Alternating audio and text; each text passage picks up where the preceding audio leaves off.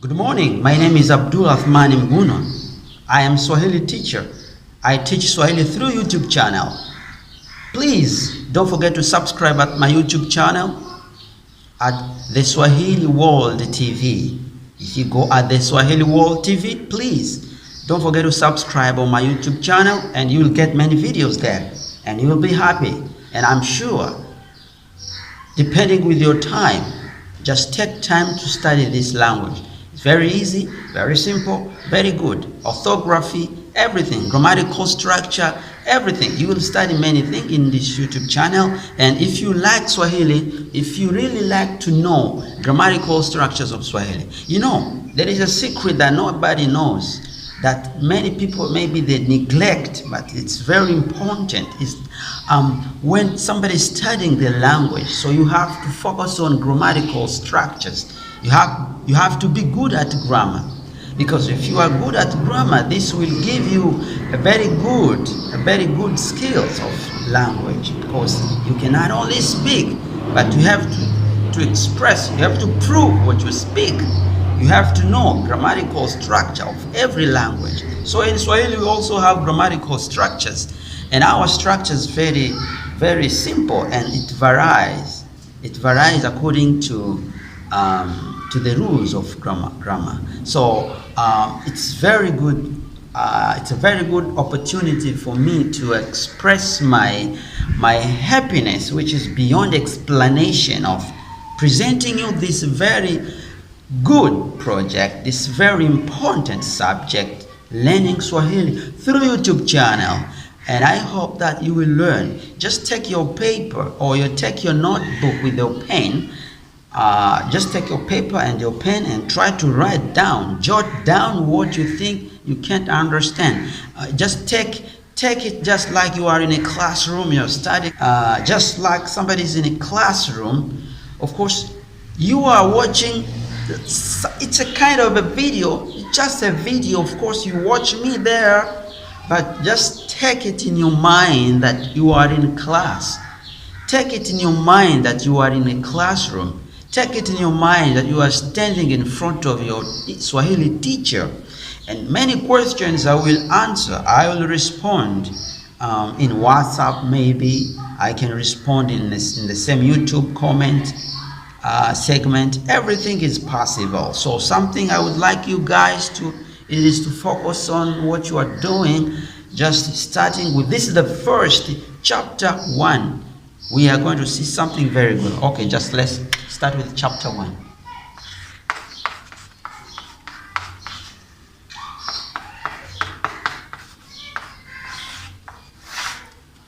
Ladies and gentlemen, with chapter 1, we are going to see Swahili orthography.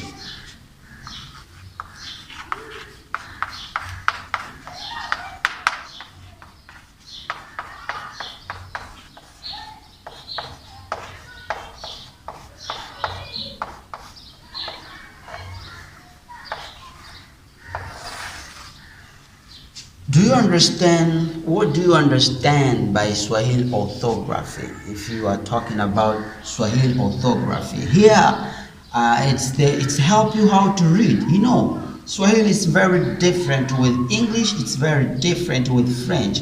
The way you study, the way you read is the way you write. But there are some small exceptions, and these small exceptions, those are what I'd like to tell you now, how you have to deal with them in terms of reading them. It's very easy and simple. We have, if you will read any sentence of Swahili and you find a word which is written starting with these letters, don't be afraid, or don't be confused, or maybe don't be confused, of course, but just take it simple and know how to read it. It's just like this. When you find these letters, there is KH, there is TH, there is GH, and there is NG, and this stress there.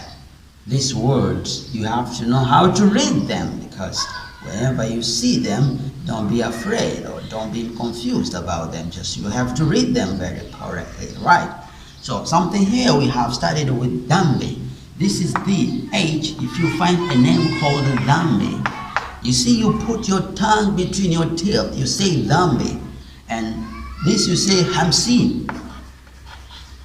Hamsini. These words, maybe don't be afraid when you get them. You get across with them. We have Thamani. We have Garama. And we have Ngombe. Here there is something like that. It is called, here you have to read Ngombe and not Ngombe. You read Ngombe, right? Dhambi means DH. It is pronounced like DH. It is pronounced like there. You put your tongue between your teeth. We have, this is Khe. Khamsin. It means 50 in counting. 50. This word, most of these words are derived from Arabic language. Dhambi, this DH, KH, TH, GH, those are letters derived from Arabic language. So in Swahili we have such words.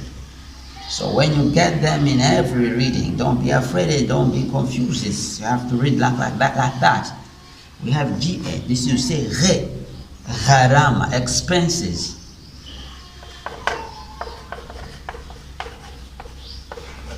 Expenses. And Thamani, it means value. Value. Hamsin, it means 50. Dhambi, it means sin. Ngombe, it means cow. Okay, those are words that maybe wherever you get them, wherever you read them, don't be afraid or don't be confused in terms of reading. And these are the only letters that are very complicated to read. Differently with English or French, there we got many words that maybe are very difficult to read and to write also. But Swahili, these are the only words that are very simple to learn, very simple to read and write. And this is a kind of an introduction. It's an introduction reading. It's an introduction. It's an introduction a little bit. I would like to continue with this introduction. We are going to see in this chapter 1, because we are still in chapter 1 and this is an introduction through chapter 1. So we are going to see how to put a word in plural, how to put a word in singular in many different ways. And of course you will see how there are words which starting with ki. For example, those nouns starting with ki. So for example, if you say kiatu, this means shoes, shoe. It means shoe, one shoe. But if you say viatu, so there become more than one shoes. So we are going to see how ki in singular, vi in plural. It's very simple. Those words starting with ki, very simple. But also we are going to see words starting by m plus consonant. When there are when you get some words starting with m plus consonant, for example, if you say ya mgeni, and this word m plus consonant, it depends. When it is talking about a person, it's describing a person or something.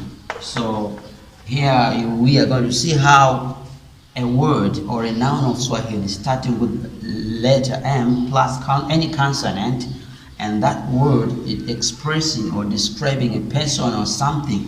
When it describes a person, this word in singular, this is in singular, please. And when we want to transfer it in plural, for example, mgeni, it is one, it means visitor, a visitor, mgeni. But if you say wageni, wageni means visitors. Visitor, mgeni, wageni, mgeni, visitor, wageni, visitors. So here something which is added. Here we have m, and this is a consonant as I told you, but also here we have wa.